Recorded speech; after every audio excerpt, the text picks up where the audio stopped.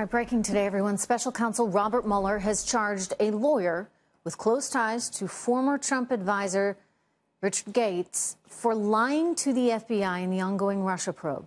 Alex van der Zwaan is expected to plead guilty any minute from now. The new indictment coming just days after Mueller charged 13 Russian nationals for meddling in our election. My next guest says we need to separate politics from this probe. The fact of the matter is Russia interfered in our election. They used a bunch of social media websites to try and create controversy, and they used Michael Moore to create controversy as well. In fact, Michael Moore was there. We showed you the picture earlier. Maybe we still have it out there leading a rally in New York City that had been organized by the Russians. Fox News strategic analyst Lieutenant Colonel Ralph Peters wants more from both sides, and he joins me now. Colonel Peters, I mean, you know, I look at this, and my one concern is that the Russians did somehow manage to play a whole bunch of people, whether it be Michael Moore or whether it be our FBI led by James Comey, when they went out and took a piece of garbage, a dossier, quote unquote, that had been created by a British spy who it looks like was fed a whole bunch of lies by the Russians. And the next thing we know, we're issuing a FISA warrant on it. I mean, come on. Well, we also have to recognize that Putin may have played many people in Trump's campaign, and the evidence is strong that they did.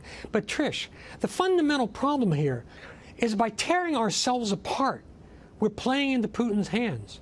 I mean, we've politicized this, and it's not a political issue. It's a strategic issue of the first importance, defending the fundamental tool of our democracy, free and fair elections. And to be honest, President Trump's made it all about themselves. The Democrats have made it all about getting Trump. The Republicans have forgotten that they're the party that protected us from the Russians.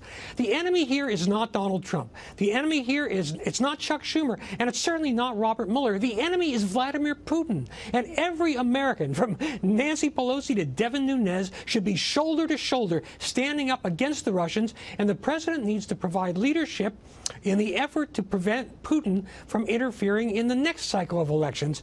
And we're not getting it. Instead, we're tearing ourselves apart, and it's just devastating to our country. You know, Putin is laughing at all of us.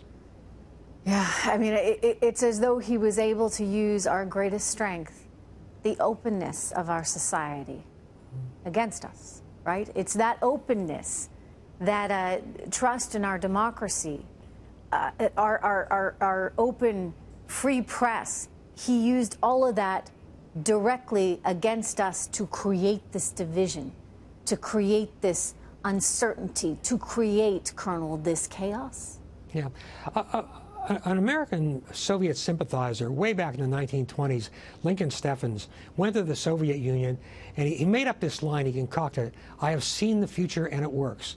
Well, when it comes to internet manipulation of elections, we have seen the future and it stinks.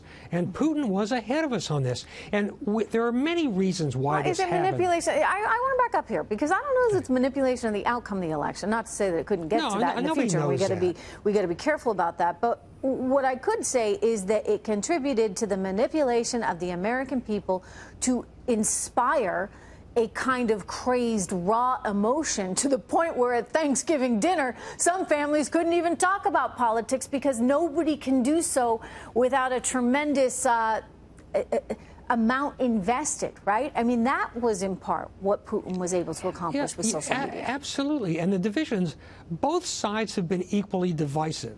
I'm not going to defend either side in this because, again, we're picking each other apart. Oh, we're blaming the FBI. No, we're blaming some Trump campaign aid. The FBI. No, I know you don't. But the point no, I do blame the FBI. Well, I don't. I think the FBI fell for this just as much as others. I mean, the idea that we're issuing a FISA warrant based on a bunch of opposition research that was paid for by the Democrats, that's kind of messed up, Colonel. No, Trish, we don't yet know what all went into that FISA warrant, and we won't for some time.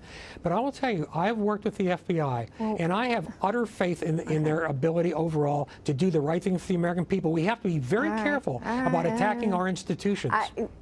I know, but, Colonel, Let's not do Putin's work for him, Trish. I know, I agree with that, but I think the FBI did do Putin's work for him. Well, you and I disagree, issuing but let's the FISA disagree warrant civilly.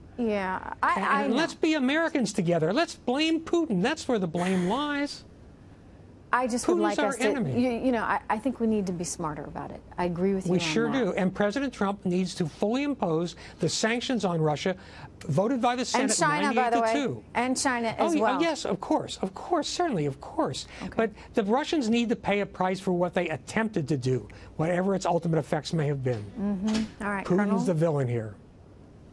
I hear you. I hear you. He is. And you know what? Mitt Romney saw that one coming way back when. You bet. All right. Thanks so much, Colonel Peter.